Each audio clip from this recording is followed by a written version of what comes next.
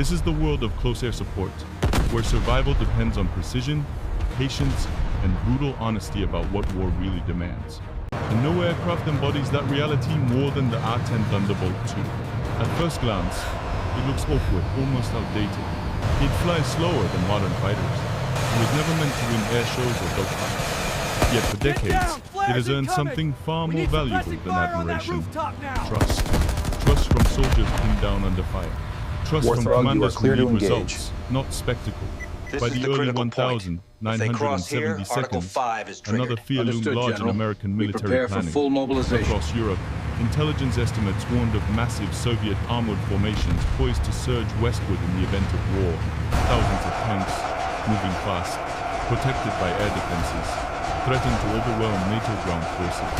The intercept probability is 92%, sir, but the countermeasures are unknown. What aircraft would survive long enough at low altitude What's to the stop alternative? them? The answer required abandoning traditional fighter priorities.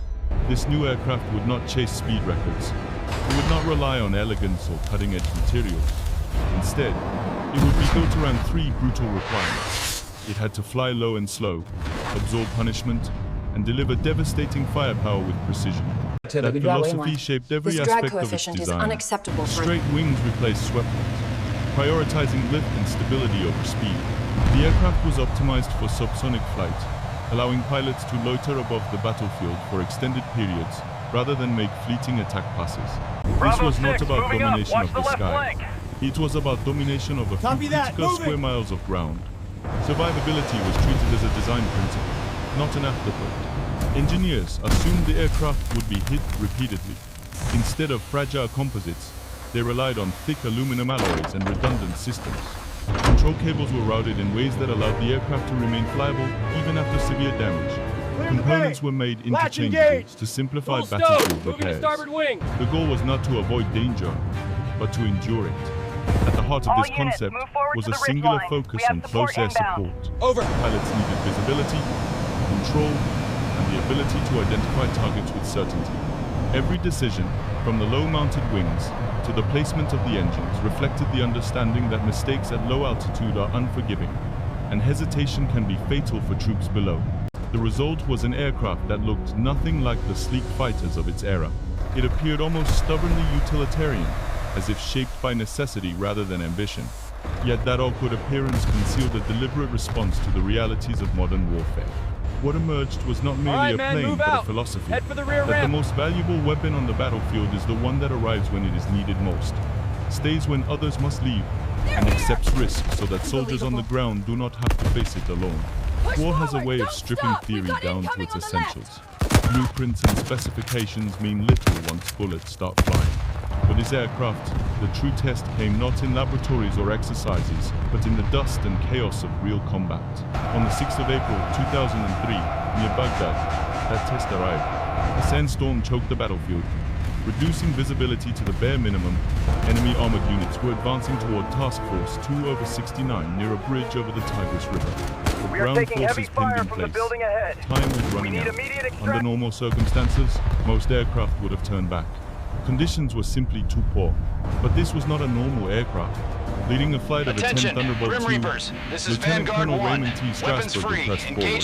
Flying low, often beneath 1,000 feet, he maneuvered through heavy anti-aircraft fire with deliberate calm. At that altitude, mistakes are unforgiving. There is no room for guesswork, no safety margin for speed or distance. Every pass requires total commitment. What made the difference was not just firepower, but control.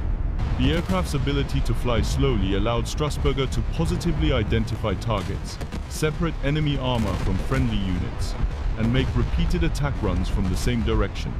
Each turn was tight, controlled, and calculated. The plane absorbed punishment while remaining stable, predictable, and responsive exactly as it had been designed to do decades earlier. For 33 minutes, the engagement continued. Enemy fire intensified. The sandstorm worsened. Yet the aircraft stayed overhead. Its loiter time, so often dismissed as an outdated concept, became decisive. Where faster jets might have been forced to disengage, this platform remained, circling like a watchful guardian. The results were undeniable.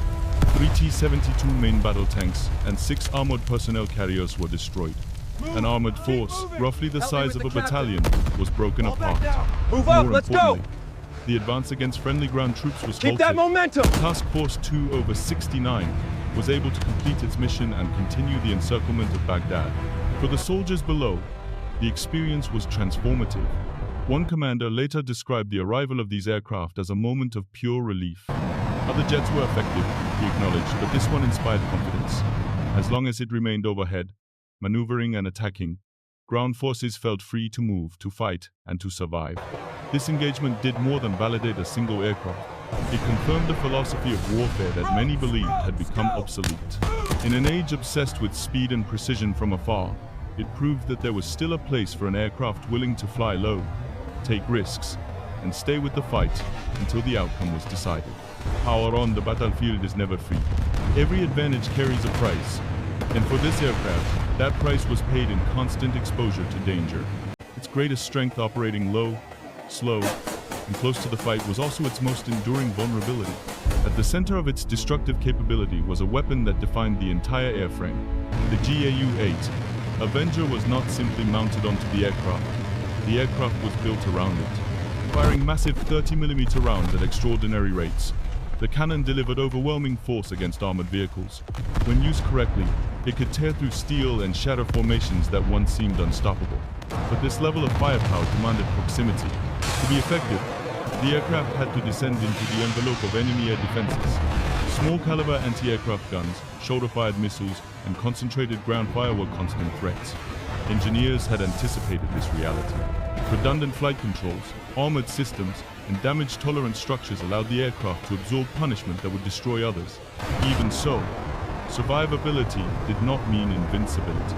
The use of armor-piercing ammunition, particularly depleted uranium rounds, further complicated the aircraft's legacy. These rounds proved devastating against tanks, self-sharpening on impact and igniting internal fires within enemy vehicles. Combat tests against Soviet-designed armor demonstrated their lethal efficiency. Yet their use also raised ethical and environmental questions that lingered long after the fighting ended. War, once again, offered no clean solutions. Beyond hardware, the human cost remained central. Pilots flying these missions faced intense psychological strain. They operated at altitudes where terrain, weather, and enemy fire allowed little margin for error.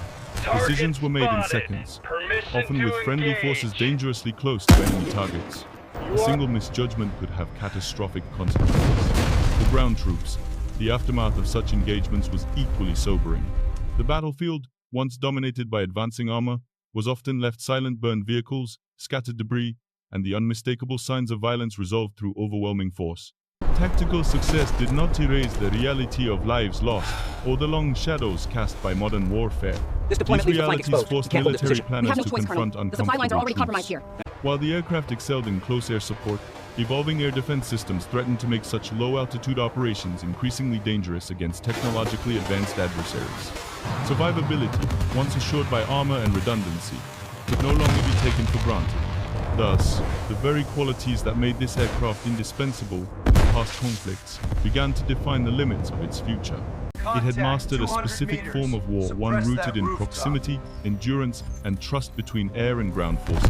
But as the nature of conflict evolved, so too did the debate over whether such an approach could endure. Within the United States military, few aircraft have inspired such a sharp divide between those who plan wars and those who fight. For American ground forces, the A-10 Thunderbolt II became more than a platform. It became a promise. Its presence overhead meant time, protection, and the confidence to maneuver under fire. That trust was earned not through theory, but through repeated combat performance. We have to many Air neutralize Force these SAM strategists, sites in however, the eastern quadrant the aircraft immediately. represented That is a the dilemma. window. Modern air warfare increasingly emphasizes speed, stealth, and standoff weapons. Against adversaries equipped with advanced radar systems, integrated air defenses, and modern surface-to-air missiles, low-altitude operations appear increasingly risky. From this perspective, survivability is achieved by staying out of reach, not by absorbing punishment. This tension reflects a broader strategic debate. Should air power be built around flexible, multi-role aircraft, capable of performing many missions adequately? Or is there still value in specialized platforms designed to perform one mission exceptionally well? The aircraft supporters argue that no amount of technological sophistication can replace persistent, precise close air support when friendly troops are in direct contact with the enemy. If we extend the perimeter here, we aircraft's secure the legacy has supply route. influenced how other But that nations think exposes the about flank to the battlefield northern support. elements. While few countries attempted to replicate its exact design, many adopted its underlying principles: redundancy, pilot protection, and endurance over the target area. At the same time, evolving conflicts have shown that not every war presents the same conditions. What worked in Iraq or Afghanistan may prove far more dangerous against a peer adversary. This spending is unsustainable. We must make cuts now. Rarely purely Minister. tactical. The Budget naval constraints, assets are force prioritized modernization, in this sector, and but inter-service the budget priorities all play shortfall decisive impacts roles. readiness. Newer aircraft promise advanced sensors, data fusion, and integration into networked battlefields. Yet these advantages often come with trade-offs: higher costs, increased complexity, and reduced time on station. The debate surrounding this aircraft ultimately exposes a deeper question about modern warfare. Is the future defined solely by technology or by the enduring realities of combat on the ground? American military history suggests that wars are rarely won by machines alone. They are won by decisions made under pressure, by trust between forces, and by systems designed with human limits in mind. As the aircraft edges closer to retirement, it leaves behind more than an operational gap. It leaves a challenge to future planners: how to preserve the intimate bond between air power and ground forces in wars that continue to evolve but never truly change. When the guns fall quiet and the aircraft returns to base, what remains is not speed or spectacle, but memory. The legacy of the A-10 Thunderbolt II is written not in airshow performances or glossy brochures, but in the quiet gratitude of soldiers who survived because it stayed when others could not. This aircraft was never meant to be beautiful. It was meant to be honest. Honest about the realities of war. Honest about the fact that ground combat is chaotic, confusing, and unforgiving. Every aspect of its design reflected that truth, from its armored cockpit to its redundant systems and relentless loiter time. It accepted vulnerability so that others would not have to. Over decades of service, it proved that specialization still mattered. In an era increasingly dominated by multi-role platforms and networked warfare, it stood as a reminder that some missions demand singular focus. Close air support is not a secondary task. It is a lifeline, and this aircraft treated it as such. Yet history does not Across stand the still. ages, the face The of threats of tomorrow are evolving. Air defenses grow more capable. Battlefields become more contested. Decisions to retire aging platforms are often framed as progress, and sometimes they are. But progress always carries the risk of forgetting why certain tools were built in the first place. The debate surrounding this aircraft's retirement is not merely technical. This It route is is clear. philosophical. Send the It order. asks whether future wars will still leave room for systems designed around human endurance rather than technological distance.